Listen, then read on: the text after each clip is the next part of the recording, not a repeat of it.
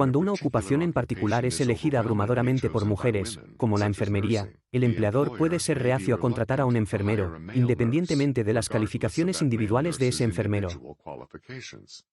Por el contrario, cuando los leñadores son abrumadoramente hombres, el empleador puede ser reacio a contratar a una leñadora, incluso si se puede demostrar que está tan calificada como el hombre.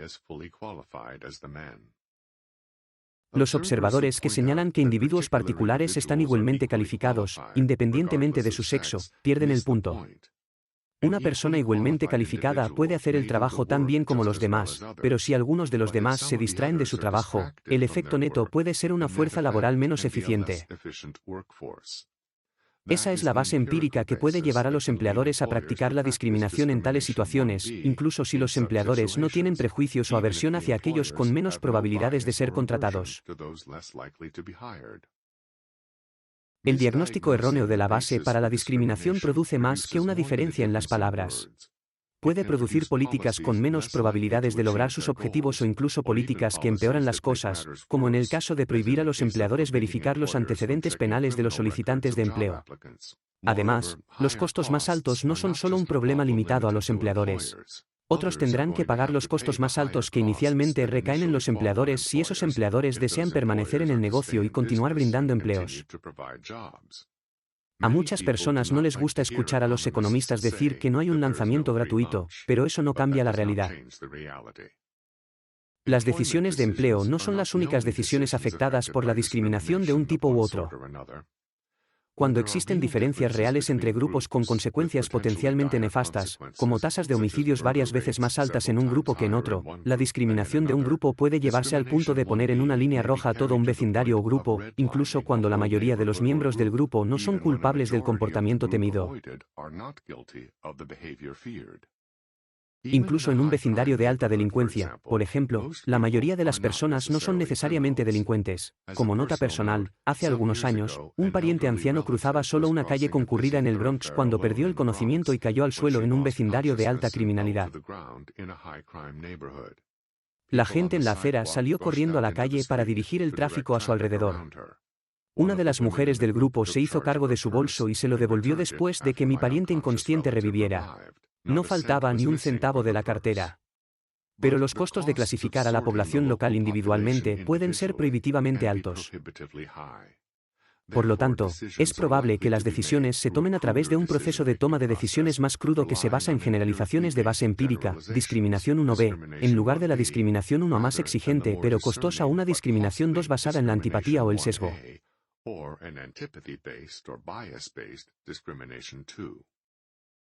Una de las consecuencias de tales situaciones es que una mayoría respetuosa de la ley en un vecindario de alta criminalidad puede terminar pagando un alto precio por la presencia de una minoría criminal que vive en medio de ellos. Algunos negocios no entregarán sus productos, ya sean pizzas o muebles, a vecindarios con alta criminalidad en lugar de arriesgarse a daños corporales, incluida la muerte, a sus conductores. Los taxistas pueden evitar llevar pasajeros a dichos vecindarios por la misma razón, incluso cuando se trata de taxistas negros que se niegan a ingresar a vecindarios negros de alta delincuencia, especialmente de noche.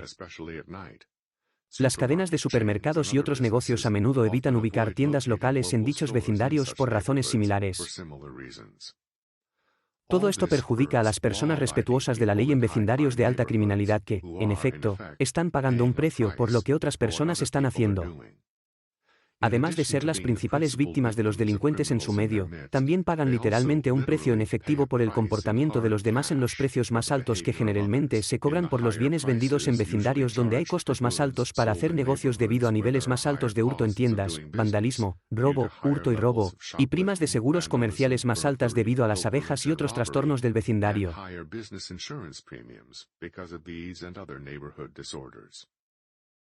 Un estudio titulado "Los pobres pagan más" vio a los pobres en general como consumidores explotados aprovechados por las tiendas ubicadas en vecindarios de bajos ingresos.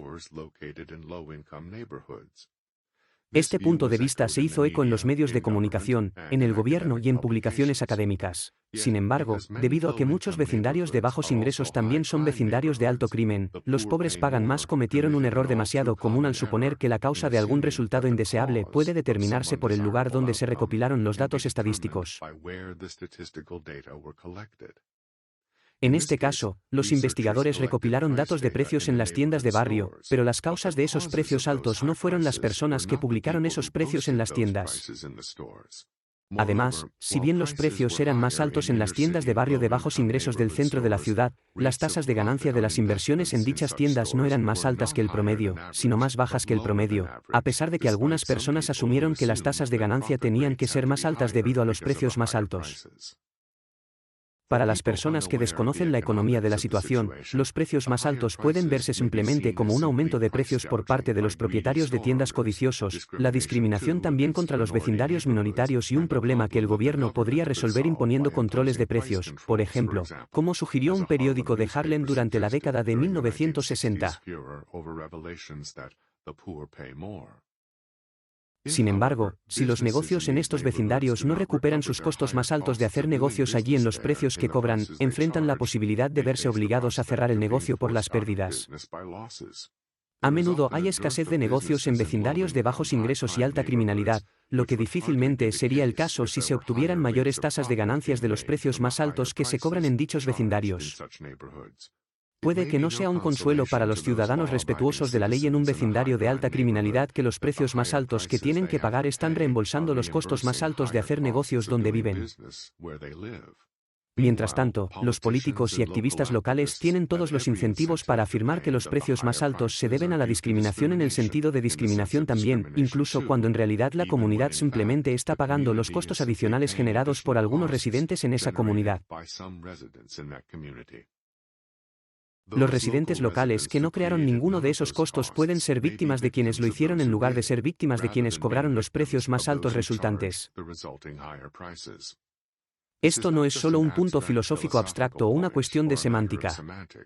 La diferencia entre comprender la fuente de los precios más altos y culpar erróneamente a quienes cobraron esos precios, lo cual es especialmente probable cuando la mayoría de los negocios locales son propiedad de personas que son étnicamente diferentes de las personas que viven en el vecindario, es la diferencia entre hacer cosas para disminuir el problema y hacer cosas que probablemente empeoren el problema al expulsar más negocios muy necesarios del vecindario.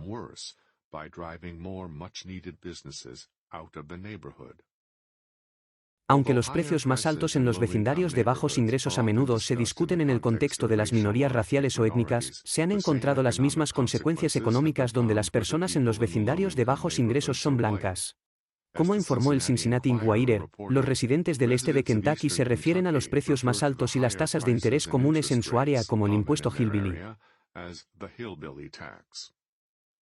Entre las cosas que se podrían hacer para reducir la carga de la injusticia para los residentes respetuosos de la ley de los vecindarios con alta criminalidad podría estar una aplicación de la ley más fuerte por parte de la policía y los tribunales, pero en la medida en que el público, tanto dentro como fuera de las comunidades afectadas, ve los altos precios como una discriminación también, contra la comunidad afectada en su conjunto debido al sesgo o la antipatía de la sociedad en general, la imposición de una aplicación de la ley más fuerte podría verse como otra imposición de injusticia a las comunidades afectadas.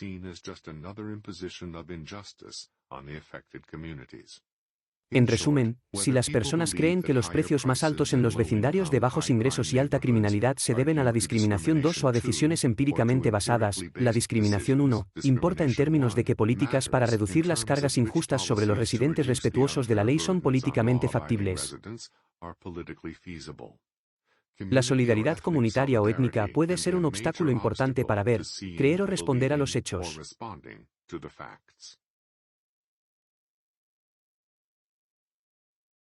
Factores de la barra lateral detrás de las diferencias de precios. El crimen no es la única razón por la cual los precios son más altos en muchos vecindarios de bajos ingresos. Para alguien que no está familiarizado con la economía, puede parecer extraño que una tienda en un vecindario de bajos ingresos pueda estar luchando por sobrevivir mientras vende un producto por $1 que Walmart se está enriqueciendo vendiendo por 75 centavos. Pero los costos de administrar un negocio se encuentran entre las muchas cosas que no son iguales ni aleatorias. Los costos de Walmart son más bajos de muchas maneras, de las cuales las ubicaciones más seguras son solo una. Incluso si una tienda local que cobra $1 está obteniendo 15 centavos de ganancia bruta por artículo, mientras que Walmart está ganando solo 10 centavos, si la tasa de rotación de inventario de Walmart es 3 veces más alta, en un periodo de tiempo determinado, Walmart está ganando 30 centavos vendiendo ese artículo, mientras que la tienda local está ganando 15 centavos. La tasa de rotación de inventario de Walmart es, de hecho, más alta que la de incluso algunas otras cadenas de tiendas de cajas grandes y mucho más alta que la de una tienda de vecindario local donde el mismo artículo puede permanecer en el estante mucho más tiempo antes de venderse. También es probable que los costos de envío sean más bajos por artículo entregado a una tienda Walmart. Por ejemplo, el costo de entregar 100 cajas de cereal a una tienda gigante de Walmart puede ser mucho menor que el costo de entregar 10 cajas de cereal a cada una de las 10 tiendas de barrio diferentes repartidas por la ciudad. Son 100 cajas de cereal en cualquiera de los casos, pero el costo de entregarlas puede ser muy diferente. Nada de esto nos dice cuánta discriminación 1 o discriminación 2 existe en una sociedad determinada o cuántas disparidades y resultados se deben a otras circunstancias o algún otro proceso de toma de decisiones. En algunas situaciones, es evidente que puede haber costos impuestos deliberadamente a un grupo por personas externas. Discriminación, también, como negar a los ciudadanos afroamericanos el derecho al voto en muchos estados del sur en el pasado. Las leyes de segregación racial en esos estados que obligaban a los pasajeros negros a sentarse en la parte trasera de los autobuses y tranvías y les negaban la admisión a las universidades estatales reservadas solo para los blancos eran ejemplos obvios de una clara discriminación racial. Los guetos originales en siglos pasados, que obligaron a los judíos a vivir en un área confinada y les prohibieron la entrada a la mayoría de las universidades europeas u otros ejemplos de la misma discriminación también. Innumerables otros grupos en países de todo el mundo, siendo los intocables en la India un ejemplo clásico, enfrentaron aún más y peores restricciones y opresiones. Todos estos son costos impuestos por la discriminación también, y pagados por sus víctimas. Lo que también justifica el análisis para comprender la causa y el efecto son los costos pagados por los discriminadores, porque estos costos son factores en la cantidad de discriminación que también puede persistir en circunstancias e instituciones particulares. Tales costos no tienen la misma atracción moral, política o ideológica que los costos pagados por las víctimas. Pero los costos que los discriminadores tienen que pagar y las circunstancias en las que tienen o no tienen que pagar esos costos pueden afectar la cantidad de discriminación que, de hecho, es probable que se inflija.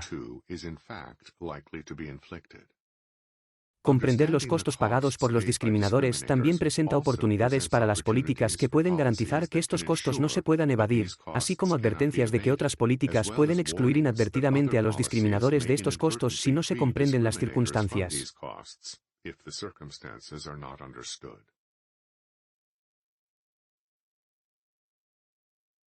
Costes de la discriminación. Ni la cuantía ni la gravedad de la discriminación se fijan de forma permanente.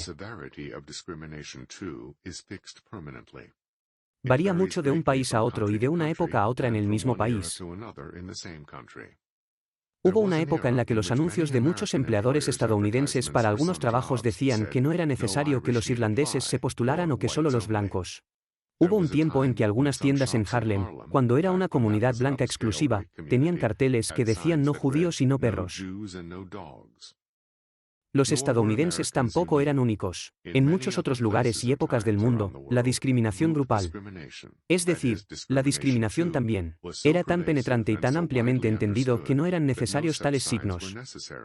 Que una mujer, un judío o miembros de otros grupos solicitaran ciertos trabajos se habría considerado una presuntuosa pérdida de tiempo del empleador.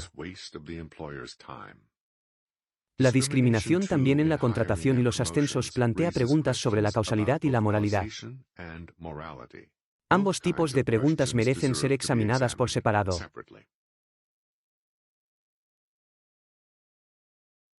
Causalidad. Al tratar de comprender las causas y las consecuencias de la discriminación en la contratación y los ascensos, es necesario considerar nuevamente si se trata de discriminación 1 o discriminación 2.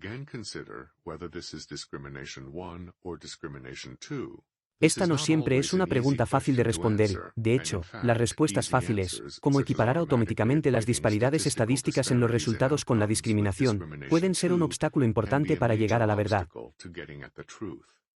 Un empleador que juzga a cada solicitante de empleo individualmente sin tener en cuenta la membresía del grupo del solicitante puede, sin embargo, terminar con empleados cuya composición demográfica es muy diferente de la composición demográfica de la población local.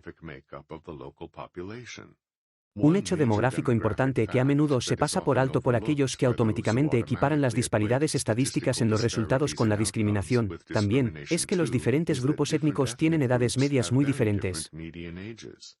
Los estadounidenses de origen japonés, por ejemplo, tienen una edad media de más de 2 décadas mayor que la edad media de los estadounidenses de origen mexicano. Incluso si cada individuo de la misma edad tuviera los mismos ingresos, independientemente del grupo del que formara parte, seguiría habiendo graves disparidades en los ingresos entre los estadounidenses de origen japonés y los estadounidenses de origen mexicano, así como entre muchos otros grupos. Un grupo con una edad media de 20 años obviamente no tendrá una proporción tan grande de su población con 20 años de experiencia laboral como un grupo cuya edad media es de 40 años. Por lo tanto, un grupo puede tener un número desproporcionado de personas en ocupaciones de alto nivel que requieren largos años de experiencia, mientras que el otro grupo puede estar igualmente sobrerepresentado en trabajos de nivel inicial, en deportes o en delitos violentos, todas las cuales son actividades en las que los jóvenes participan de manera desproporcionada. Tales disparidades y resultados no son automáticamente evidencia de sesgos externos o deficiencias internas en los grupos. Uno o ambos pueden estar presentes o ausentes, pero eso requiere evidencia empírica específica que vaya más allá de las diferencias estadísticas brutas en los resultados. En resumen, las condiciones previas a que los solicitantes de empleo lleguen a un empleador pueden tener un impacto dispar en las posibilidades de que alguien de un grupo en particular sea contratado o ascendido. Incluso si el empleador juzga a cada solicitante por sus propias calificaciones individuales sin tener en cuenta el grupo del que proviene el solicitante. La edad es solo una de esas condiciones preexistentes. Como ya se señaló, los niños criados en familias donde los padres tienen ocupaciones profesionales escuchan casi el doble de palabras por hora que los niños criados en familias de clase trabajadora y más de 3 veces más palabras por hora que los niños criados en familias con asistencia social. Podemos creer que tales diferencias, y otros, agravados durante muchos años mientras crecían, no hacen ninguna diferencia en las habilidades individuales y los resultados sociales cuando esos niños se convierten en adultos que buscan empleo.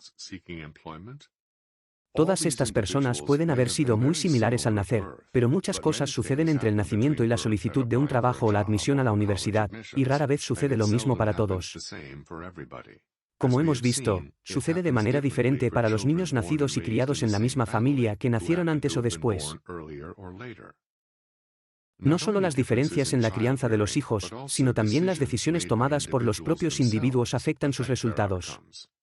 Cuando más de las 3/4 partes de todos los títulos universitarios en educación se otorgan a mujeres y más de las 3/4 partes de todos los títulos universitarios en ingeniería se otorgan a hombres, el predominio estadístico de las mujeres en la enseñanza y los hombres en la ingeniería no puede atribuirse automáticamente a los sesgos de los empleadores. Más fundamentalmente, la causa de un resultado dado es una pregunta empírica cuya respuesta requiere desenredar muchos factores complejos en lugar de simplemente señalar de manera dramática e indignante las disparidades y los resultados estadísticos, como suele suceder en la política y en los medios de comunicación.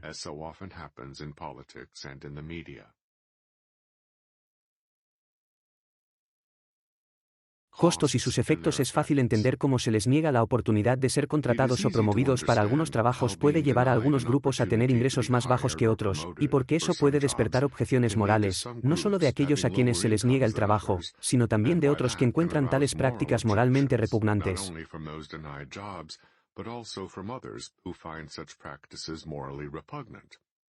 Desde una perspectiva causal, surgen otras preguntas sobre las razones de tales prácticas. Aquí, el costo de la discriminación para el discriminador juega un papel causal en el resultado. También hay un costo para la sociedad en general. Una sociedad en la que se prohíbe arbitrariamente a las mujeres realizar muchos tipos de trabajo puede pagar un costo enorme al perder el potencial productivo de la mitad de su población. La sociedad, sin embargo, rara vez es una unidad de toma de decisiones, excepto quizás en tiempo de elecciones o durante un levantamiento masivo. Comprender las decisiones en general o las decisiones de empleo en particular requiere comprender los incentivos y las limitaciones a los que se enfrentan los tomadores de decisiones particulares en tipos particulares de instituciones que no pueden simplemente optar por hacer lo que quieran sin tener en cuenta los costos de sus decisiones para ellos mismos. En un mercado competitivo para la mano de obra o para la venta de los productos del empleador, la validez de las creencias detrás de las decisiones del propietario de un negocio puede determinar si ese negocio opera con ganancias o pérdidas y si sobrevive o se ve obligado a cerrar el negocio. En resumen, no podemos simplemente pasar directamente de las actitudes a los resultados, incluso si estas actitudes implican racismo o sexismo, como si no hubiera un factor intermedio de costos o decisiones tomadas en un mercado competitivo. Un análisis sistémico de los mercados no puede proceder como si no hubiera otros factores involucrados además de lo que los tomadores de decisiones individuales prefieren. Los economistas que han reconocido esto han variado desde los seguidores de Adam Smith hasta los seguidores de Karl Marx. El punto fue quizás mejor expresado por Friedrich Engels, coautor con Marx del Manifiesto Comunista. Engels dijo que lo que cada individuo quiere es obstruido por todos los demás, y lo que emerge es algo que nadie quiso. Un análisis de la causalidad sistémica se ocupa de lo que emerge. Adam Smith, santo patrón del capitalismo de libre mercado, también tenía un análisis sistémico de la causalidad. No atribuyó los beneficios de una economía capitalista a las buenas intenciones de los capitalistas. Por el contrario, se podría argumentar que la visión de Adam Smith de los capitalistas como individuos era incluso más negativa que la de Karl Marx. Smith y Marx llegaron a conclusiones opuestas en cuanto a los beneficios o daños causados por el capitalismo de libre mercado, pero ninguno de los dos basó sus conclusiones en las intenciones de los capitalistas. Cada uno basó sus conclusiones en los incentivos sistémicos y las limitaciones de la competencia económica. Demasiados otros observadores, incluidos algunos académicos, razonan como si las intenciones se tradujeran automáticamente en resultados. Por lo tanto, en su libro The Declining Significance of Race, el sociólogo William Julius Wilson señaló las diversas formas organizadas en que los terratenientes y empleadores blancos del sur en el sur posterior a la Guerra Civil buscaban mantener bajos los ingresos de los trabajadores negros y los aparceros negros. Pero no había ninguna referencia en ese libro a la evidencia empírica sobre cómo resultaron realmente esas intenciones. En otras palabras, sobre lo que surge, como dijo Engels. Por el contrario, el economista Robert Hicks, que investigó las consecuencias reales de esos esfuerzos de los empleadores y terratenientes blancos en el sur posterior a la guerra, descubrió que tales esfuerzos organizados a menudo colapsaban como resultado de la competencia entre empleadores y terratenientes blancos por trabajadores negros y aparceros. Podría parecer que los negros recién liberados, desesperadamente pobres, a menudo analfabetos y poco familiarizados con el trabajo como personas libres en los mercados laborales, serían presa fácil para los blancos unidos para hacer cumplir las condiciones salariales y de aparcero que quisieran. Pero esperar que tales oportunidades prevalezcan continuamente ignora las presiones competitivas sistémicas inherentes en una economía de mercado. Especialmente en la agricultura, y el sur era en gran parte agrícola en ese momento, existe una urgencia inherente de arar la tierra y plantar las semillas en la primavera, o de lo contrario no habrá cosecha en el otoño. Aquellos terratenientes blancos, que fueron los primeros en violar los términos en que otros terratenientes blancos buscaban limitar los beneficios económicos a los trabajadores y aparceros negros, fueron los primeros en asegurarse una fuerza de trabajo suficiente tanto en cantidad como en calidad para maximizar el tamaño de la cosecha que podría cultivarse en un terreno determinado. Otros terratenientes blancos que se apegaron a las restricciones o que engañaron a los trabajadores y aparceros negros de diversas maneras, tendieron a tener que conformarse con la cantidad y calidad de trabajadores y aparceros negros que quedaban después de que otros terratenientes blancos habían desnatado la crema pagando salarios más altos y mayores cuotas de cultivo para mejorar sus propias perspectivas de un cultivo rentable.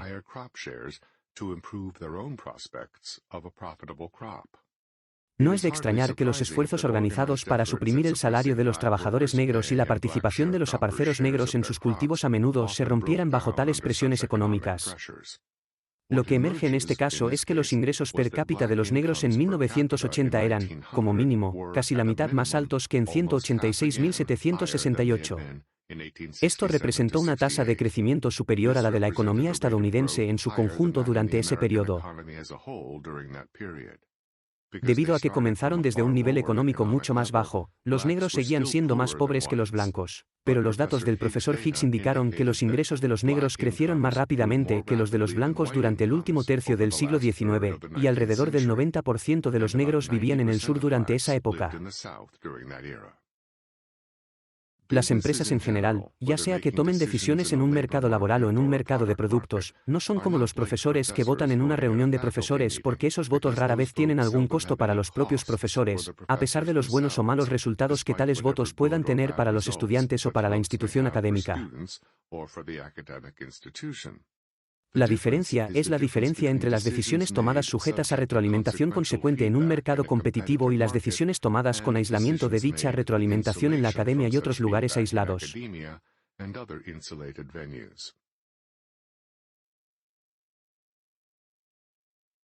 Sudáfrica bajo el apartheid. Para evitar debates interminables e inconclusos sobre la presencia o magnitud del racismo, podemos probar nuestras hipótesis sobre los costos de la discriminación en un contexto donde no haya ambigüedad sobre el tema.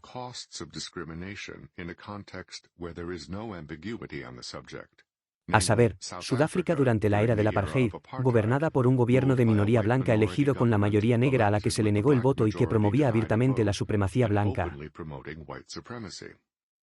Las leyes del apartheid limitaban la cantidad de negros que podían ser empleados en industrias y ocupaciones particulares. Por ejemplo, estaban siendo contratados para trabajos por encima de ciertos niveles en esas industrias y ocupaciones.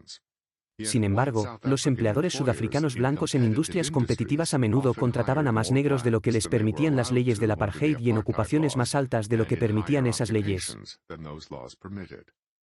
Una represión gubernamental durante la década de 1970 llevó a cientos de empresas de la industria de la construcción de Sudáfrica a ser multadas por violar esas leyes.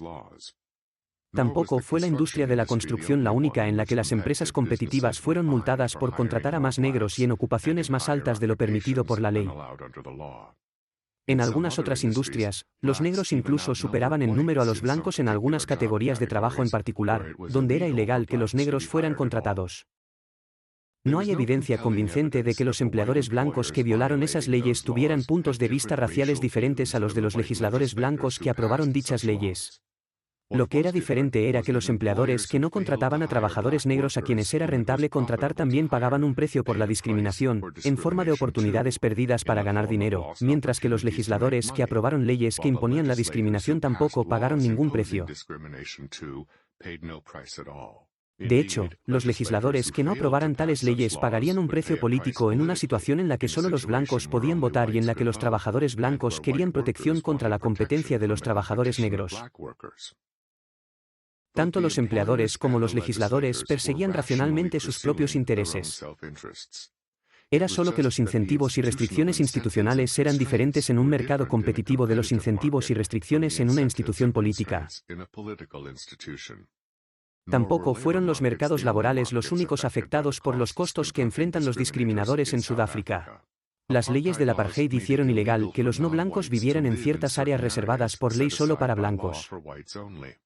Sin embargo, muchos no blancos de hecho vivían en esas áreas solo para blancos. Entre ellos se encontraba el economista afroamericano Walter E. Williams durante una estancia de 3 meses en Sudáfrica investigando. Había al menos un área solo para blancos en Sudáfrica donde los no blancos eran la mayoría de los residentes. Una vez más, los costos son la clave.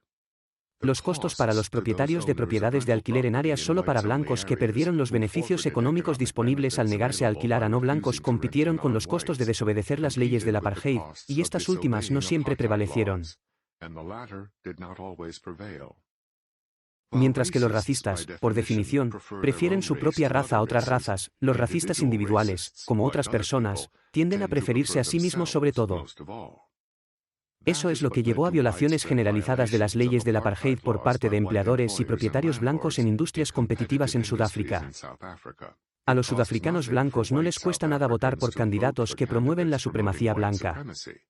Pero los costos de negarse a contratar trabajadores negros que harían rentable su propio negocio podrían ser considerables. Además, el costo de negarse a contratar negros cuando otras empresas que compiten en el mercado de productos los contrataban corría el riesgo de que competidores con precios más bajos fueran una amenaza para la supervivencia de una empresa que opera en un mercado competitivo. Esto no quiere decir que las leyes y políticas discriminatorias no tengan efecto. Hay costos por desobedecer las leyes, así como costos compensatorios por seguir tales leyes, por lo que los resultados dependen de circunstancias particulares en momentos y lugares particulares. Los costos de la discriminación también pueden ser mucho más bajos o incluso inexistentes en situaciones en las que no existe competencia de libre mercado, como en 1, los monopolios de servicios públicos cuyos precios y tasas de ganancia están controlados directamente por el gobierno, 2, organizaciones sin fines de lucro, y, por supuesto, 3, el empleo gubernamental. En todas estas situaciones particulares, la discriminación también ha tendido a ser mucho más común que en los mercados competitivos, no solo en Sudáfrica bajo el apartheid, sino también en otros países del mundo.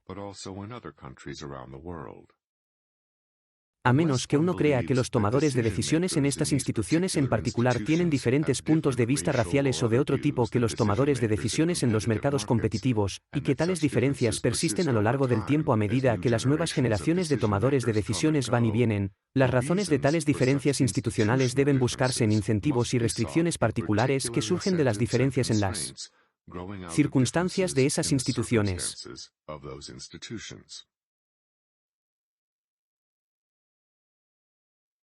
Incentivos y restricciones institucionales. Una de las luchas históricas en el movimiento por los derechos civiles a mediados del siglo XX en los Estados Unidos fue una campaña contra las leyes en la mayoría de los estados del sur que ordenaban que los pasajeros negros se sentaran o se pararan solo en la parte trasera de los autobuses, con los asientos en la parte delantera reservados para los blancos. Aunque muchas personas en ambos lados de esta lucha consideraban esas leyes como si hubieran existido desde tiempos inmemoriales, no lo habían hecho. La historia de tales leyes ilustra una vez más los diferentes roles de los incentivos y restricciones económicos frente a los incentivos y restricciones políticos. 3 décadas después del fin de la esclavitud, las leyes que ordenaban asientos segregados racialmente en los vehículos de tránsito municipal comenzaron a aprobarse en muchas comunidades del sur hacia fines del siglo XIX. La situación política había cambiado con respecto al periodo inmediatamente posterior a la Guerra Civil, cuando las tropas estadounidenses estaban estacionadas en los estados del sur y los gobiernos del sur estaban sujetos a políticas federales que otorgaban a los negros el derecho al voto durante lo que se llamó la era de la Reconstrucción. Con el fin de la reconstrucción y el regreso del autogobierno local en el sur, los negros a menudo perdieron el derecho al voto por métodos que iban desde leyes hasta organizar el terrorismo. Los asientos segregados racialmente en los vehículos de tránsito municipal fueron solo una de las consecuencias políticas. Antes de que se aprobaran estas leyes, era común que los negros y los blancos se sentaran donde quisieran en los vehículos de transporte público en el sur. Muchas, si no la mayoría, de las compañías de autobuses y tranvías de esa época eran de propiedad privada, y sus ganancias dependían de cuántas personas, ya fueran blancas o negras, eligieran viajar en sus vehículos. Los tomadores de decisiones en estas empresas de propiedad privada entendieron que podían perder ganancias si ofendían a los clientes negros al hacerlos sentarse en la parte de atrás o pararse cuando todos los asientos traseros estaban ocupados, incluso si había asientos vacantes en la sección delantera que estaba reservada para los blancos. De hecho, los asientos segregados racialmente podrían incluso ofender a algunos blancos cuando se llenaran todos los asientos de la sección blanca, pero había asientos vacantes en la sección reservados para los negros. En resumen, los asientos segregados racialmente en los vehículos de tránsito municipal fueron vistos por aquellos que poseían o administraban tales compañías como algo que reducía las ganancias. No es sorprendente que las empresas de transporte municipal en el sur lucharan contra la aprobación de leyes que requieren asientos segregados racialmente en autobuses y tranvías. Después de perder políticamente en las legislaturas, las empresas de tránsito municipales llevaron el tema a los tribunales, donde volvieron a perder. Y después de que las leyes entraron en vigencia legalmente, muchas compañías de tránsito municipales del sur simplemente no hicieron nada para hacer cumplir los asientos segregados racialmente. En muchos lugares, los pasajeros blancos y negros continuaron durante años sentados donde les apetecía sentarse. Finalmente, sin embargo, las autoridades gubernamentales del sur tomaron medidas enérgicas. Comenzaron a acusar a los empleados de las compañías de tránsito municipales de violaciones de la ley por no hacer cumplir los asientos segregados racialmente, y en algunos casos los propietarios de esas compañías fueron amenazados con ser procesados si esas líneas de tránsito no hacían cumplir las leyes de segregación racias. Solo entonces se aplicaron finalmente las leyes que se habían aprobado, en algunos casos años antes. Los ferrocarriles también se vieron afectados económicamente por las leyes de segregación racias. Cuando los pasajeros blancos y negros tenían que ser transportados en vagones separados, esto imponía el considerable costo de comprar vagones adicionales para sus trenes de pasajeros, así como los costos adicionales de más combustible para mover los trenes ahora más pesados. Esto era especialmente costoso cuando no había suficientes pasajeros para llenar un vagón. Si solo hubiera suficientes pasajeros blancos y negros para que el total ocupara 2/3 de los asientos en un autocar, las leyes de segregación racias podrían crear una situación en la que ahora se requirieran 2 autocares, cada uno con solo 1/3 de los asientos ocupados. Al igual que las empresas de transporte municipal, las empresas ferroviarias del sur se opusieron a las leyes de segregación racias en su propio interés, incluso si sus puntos de vista raciales no hubieran sido diferentes de los políticos que aprobaron dichas leyes. Pero los incentivos a los que respondieron los políticos fueron votos, es decir, votos blancos, mientras que los incentivos a los que respondieron los propietarios y gerentes de ferrocarriles fueron financieros y el dinero fue el mismo independientemente de la fuente racias. El famoso caso de la Corte Suprema de Plessy v. Ferguson en 1896 surgió de la cooperación de los ferrocarriles con Homer Plessy, quien desafiaba estas leyes de segregación racias para crear un caso de prueba. Aunque Plessy era parte de la comunidad negra, era genéticamente mucho más caucásico que africano y físicamente indistinguible de los hombres blancos. Si simplemente se hubiera subido a un tren y hubiera viajado a su destino, era poco probable que le hubieran preguntado si estaba sentado en un vagón de ferrocarril reservado solo para blancos.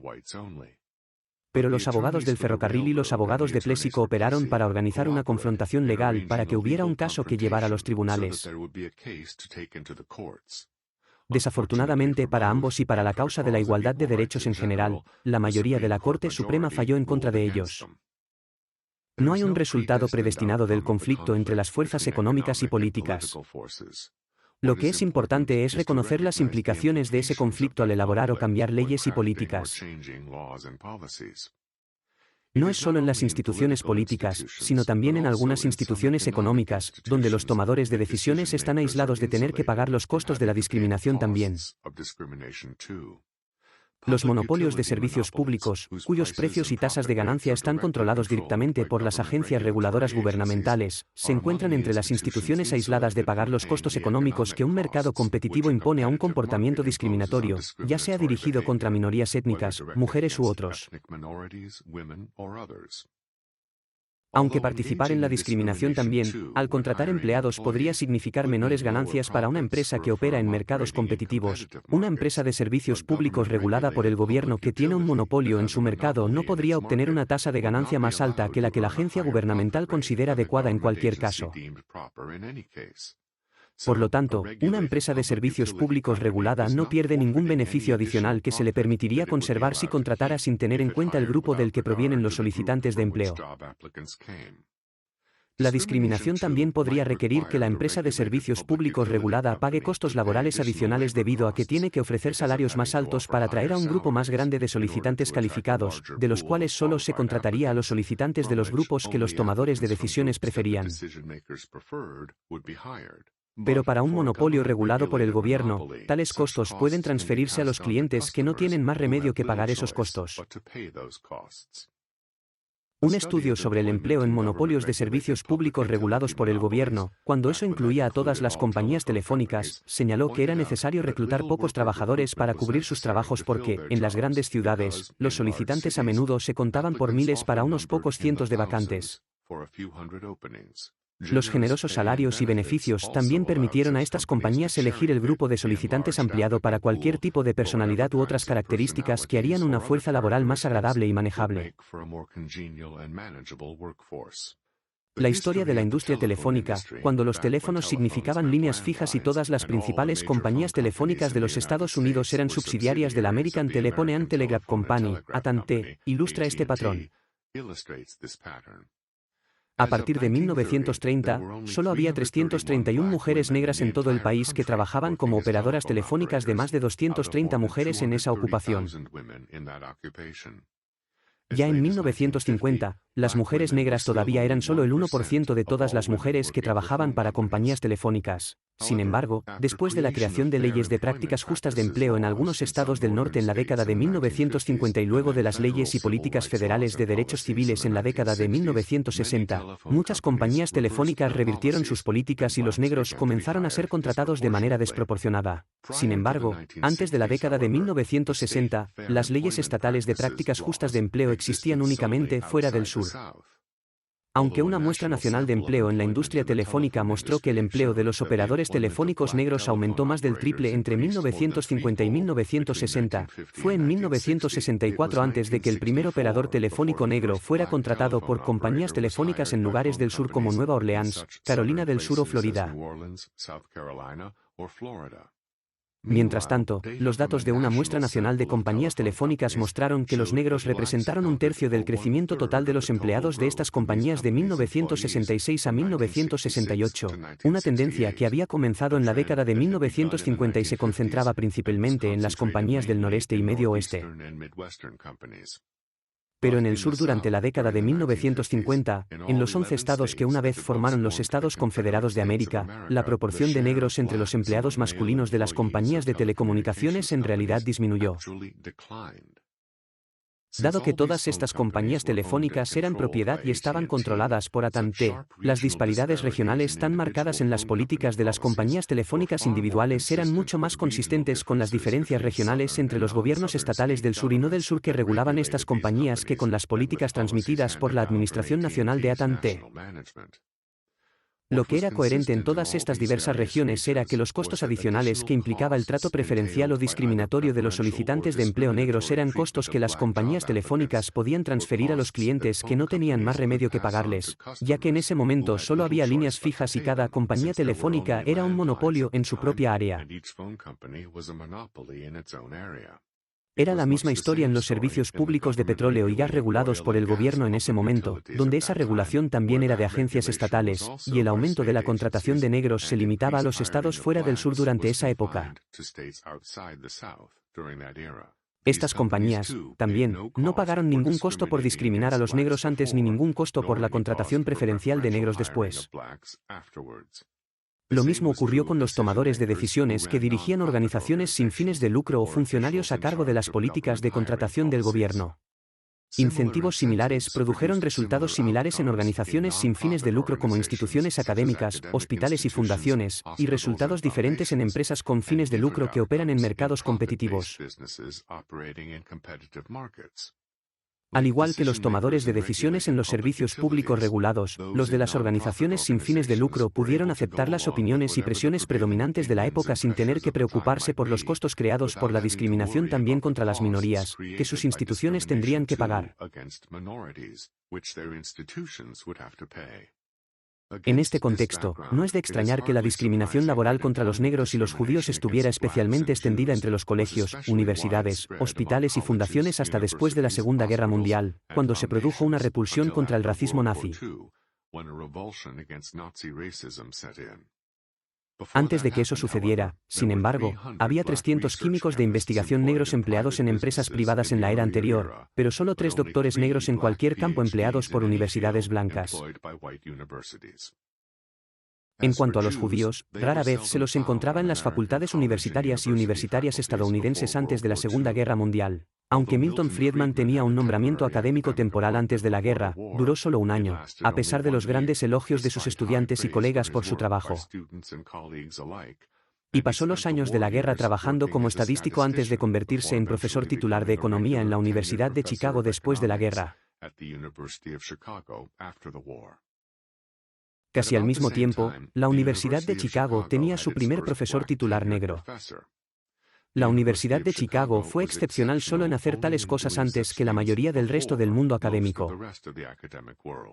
Como nota personal, la primera vez que me encontré con un profesor blanco en una universidad blanca con una secretaria negra, fue Milton Friedman en la Universidad de Chicago en 1964, años antes de la Ley de Derechos Civiles de 1964.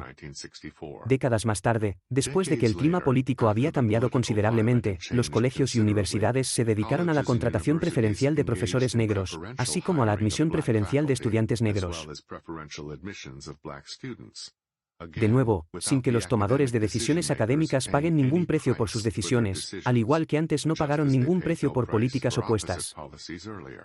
La acción afirmativa en el mundo académico se adoptó antes y de manera más amplia que en las industrias privadas que operan en mercados competitivos. Todo esto sucedió demasiado rápido para que cambios tan radicales en las políticas de las organizaciones sin fines de lucro se debieran a cambios en el personal en el papel de los tomadores de decisiones. En muchos, si no en la mayoría de los casos, los mismos tomadores de decisiones que habían discriminado a los negros ahora estaban instituyendo políticas preferenciales que favorecían a los negros. En ninguno de los casos, la política se debió necesariamente a las creencias, sesgos o valores personales de los tomadores de decisiones individuales, ni el cambio se debió necesariamente a las conversiones de puntos de vista personales que ocurrieron entre innumerables tomadores de decisiones al mismo tiempo.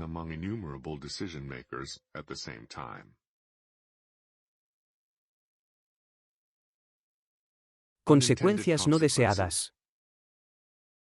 Además de las leyes y políticas directamente relacionadas con la discriminación, otras leyes y políticas con propósitos muy diferentes también pueden cambiar la cantidad y el impacto de las consecuencias adversas en los grupos definidos por raza, sexo u otras características. En resumen, las consecuencias no deseadas pueden afectar los resultados tan fácilmente como las consecuencias previstas y, a veces, incluso más. Las leyes de salario mínimo y las restricciones de construcción son dos ejemplos, entre otros. Leyes de salario mínimo. Aunque las leyes de salario mínimo en los Estados Unidos se aplican sin tener en cuenta la raza, eso no significa que su impacto sea el mismo para los negros y los blancos por igual. Donde las tasas de pago no están determinadas por la oferta y la demanda en un mercado libre, sino que son impuestas por leyes de salario mínimo que también pueden afectar el costo de la discriminación para el discriminador. Un tipo salarial fijado por encima de lo que sería fijado por la oferta y la demanda en un mercado libremente competitivo tiende a tener al menos dos consecuencias. 1. Un aumento en el número de solicitantes de empleo debido a la mayor tasa salarial, y 2. Una disminución en el número de trabajadores realmente contratados debido a que las labores se han encarecido. En esta situación, el excedente crónico resultante de solicitantes de empleo más allá del número de empleos disponibles reduce el costo de negarse a contratar solicitantes de empleo calificados de grupos particulares, siempre que el número de solicitantes de empleo calificados a los que se les niegue el empleo no sea mayor que el número de solicitantes calificados excedentes. Cuando, por ejemplo, el número de solicitantes de empleo negros calificados a los que se les niega el empleo puede reemplazarse fácilmente por solicitantes de empleo blancos calificados en exceso, u otros, eso reduce el costo de la discriminación también para el empleador que discrimina a prácticamente cero. En los principios económicos más básicos, tal situación hace que la discriminación racial o de otro tipo sea mucho más asequible para los empleadores, por lo tanto, más sostenible que en una situación en la que las tasas salariales están determinadas por la oferta y la demanda en un mercado libre y competitivo.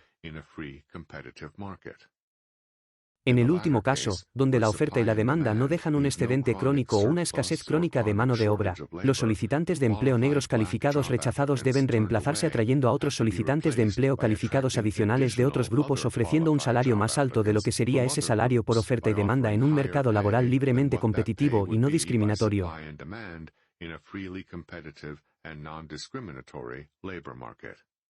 En otras palabras, la discriminación también tiene costos en un mercado libre mayores que sus costos cuando una ley de salario mínimo crea un excedente crónico de solicitantes de empleo. La evidencia empírica es consistente con esta hipótesis. La ley de salario mínimo nacional vigente en los Estados Unidos es la Ley de Normas Laborales Justas de 1938. Sin embargo, las altas tasas de inflación que comenzaron en la década de 1940 pusieron prácticamente todos los salarios monetarios por encima del nivel especificado en esa ley, de modo que para todos los propósitos prácticos no había un salario mínimo vigente una década después de que se aprobó la ley.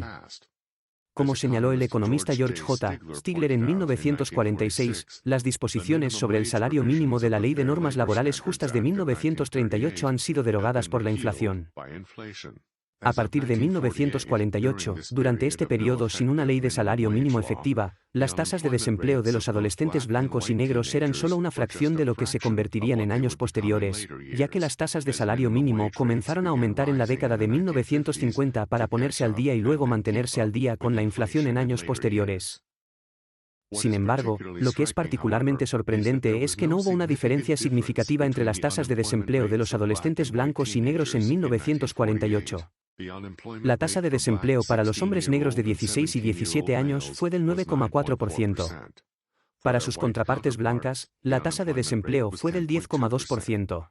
Para los hombres de 18 y 19 años, la tasa de desempleo fue de 9,4%. Para los blancos y 10,5% para los negros. En resumen, no hubo una diferencia racial significativa en las tasas de desempleo para los hombres adolescentes en 1948, cuando no había un salario mínimo efectivo.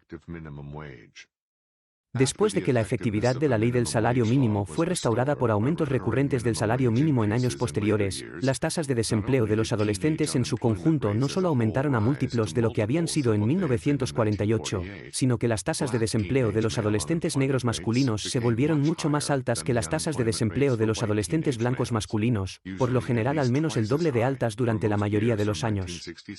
Desde 1967 hasta el siglo XXI. Las tasas de participación en la fuerza laboral cuentan la misma historia. A partir de 1955, las tasas de participación en la fuerza laboral eran prácticamente las mismas para los hombres negros y blancos de 16 y 17 años. Para los hombres de 18 y 19 años, los negros tenían una tasa de participación en la fuerza laboral ligeramente más alta que los blancos, como también era cierto para los hombres de 20 a 24 años. Pero este patrón cambió drásticamente a medida que las tasas de salario mínimo aumentaron a lo largo de los años. A mediados de la década de 1950, las tasas de participación de la fuerza laboral negra para los hombres de 16 y 17 años comenzaron a caer por debajo de las de sus contrapartes blancas, y la brecha se amplió en las décadas siguientes. Para los hombres de 18 y 19 años, la misma inversión racial en las tasas de participación en la fuerza laboral ocurrió una década más tarde, a mediados de la década de 1960.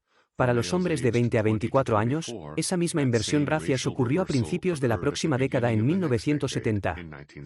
La magnitud de la diferencia racial en las tasas de participación en la fuerza laboral entre los hombres después de la reversión racial siguió el mismo patrón, siendo mayor para los jóvenes de 16 y 17 años, menor para los hombres de 18 y 19 años, y menor para los hombres de 20 a 24 años. Estos patrones de participación en la fuerza laboral arrojan luz adicional sobre la base de las diferencias raciales en el empleo.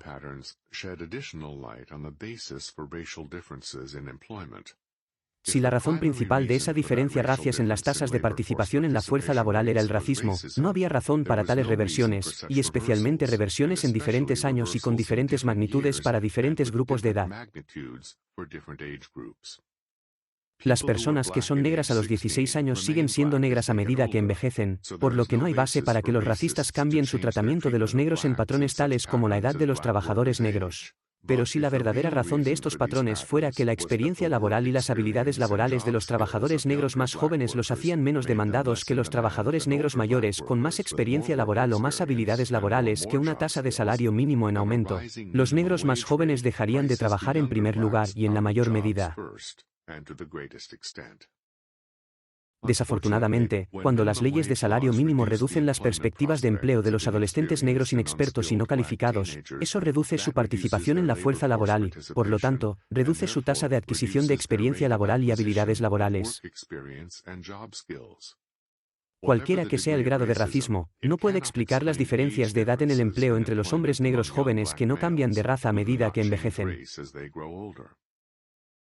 Este patrón de prácticamente ninguna diferencia en las tasas de desempleo entre adolescentes blancos y negros cuando los salarios estaban determinados por la oferta y la demanda en un mercado libre, pero con grandes y duraderas diferencias raciales en las tasas de desempleo cuando las leyes de salario mínimo volvieron a ser efectivas, también se ajusta al principio económico de que un excedente crónico de solicitantes de empleo reduce el costo de la discriminación para el empleador. Este patrón establece una correlación entre el aumento de las tasas de salario mínimo y las diferencias raciales cambiantes en el desempleo entre los adolescentes. Si esto no prueba de manera concluyente la causalidad, al menos establece una coincidencia notablemente persistente.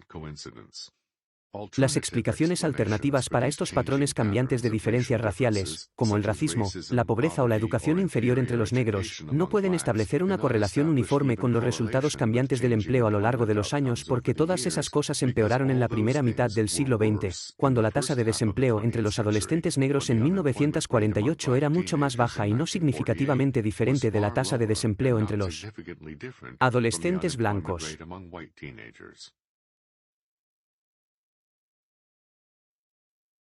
Restricciones de construcción.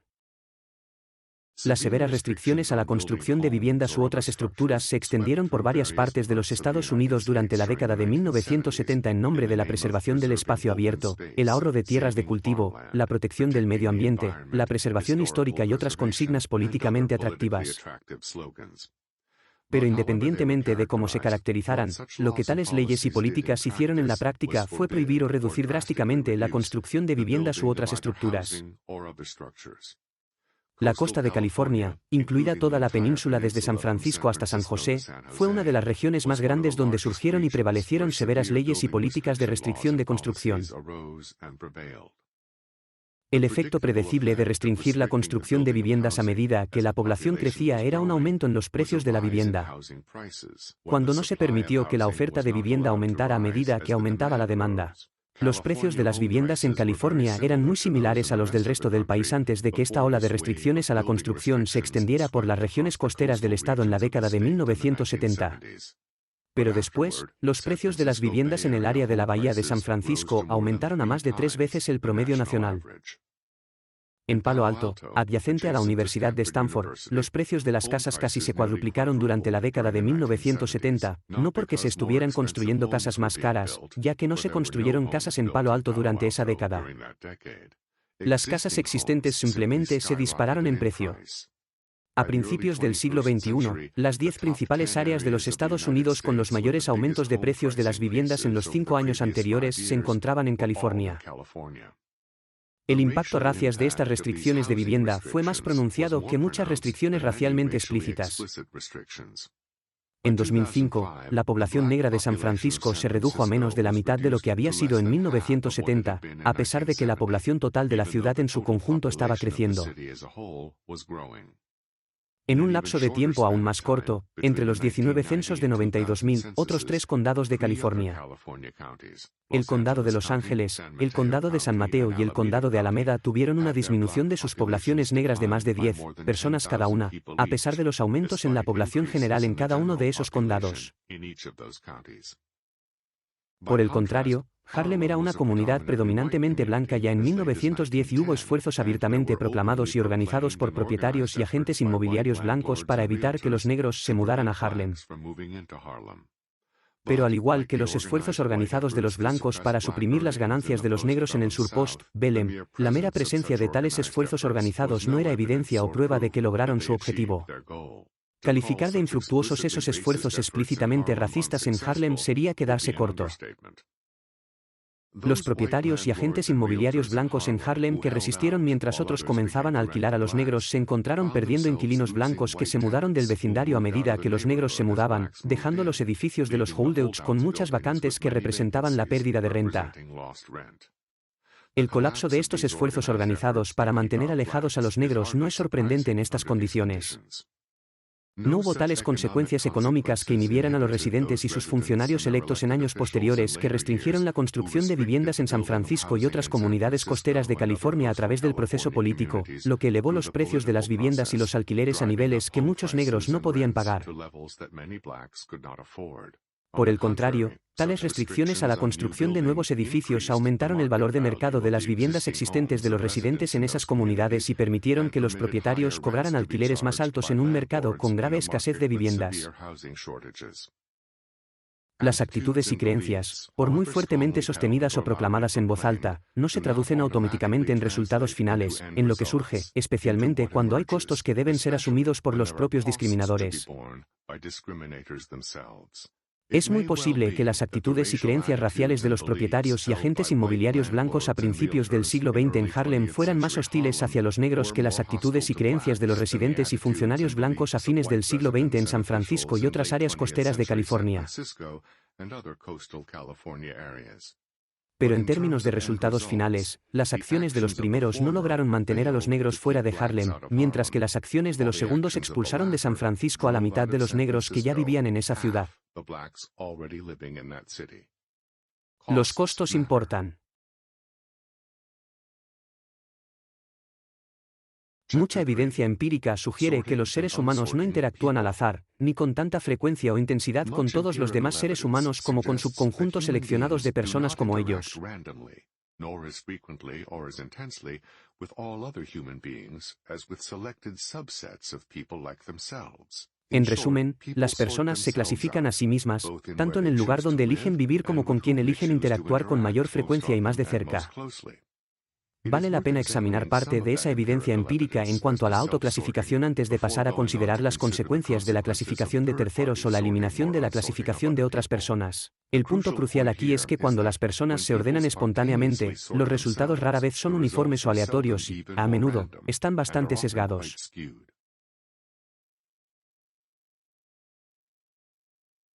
La clasificación y desagregación residencial donde vive la gente, en varios momentos y lugares, ha sido decidida por la propia gente o por otros que impusieron diversas restricciones a través de una variedad de dispositivos institucionales que van desde leyes y políticas gubernamentales hasta muchos medios privados, formales e informales.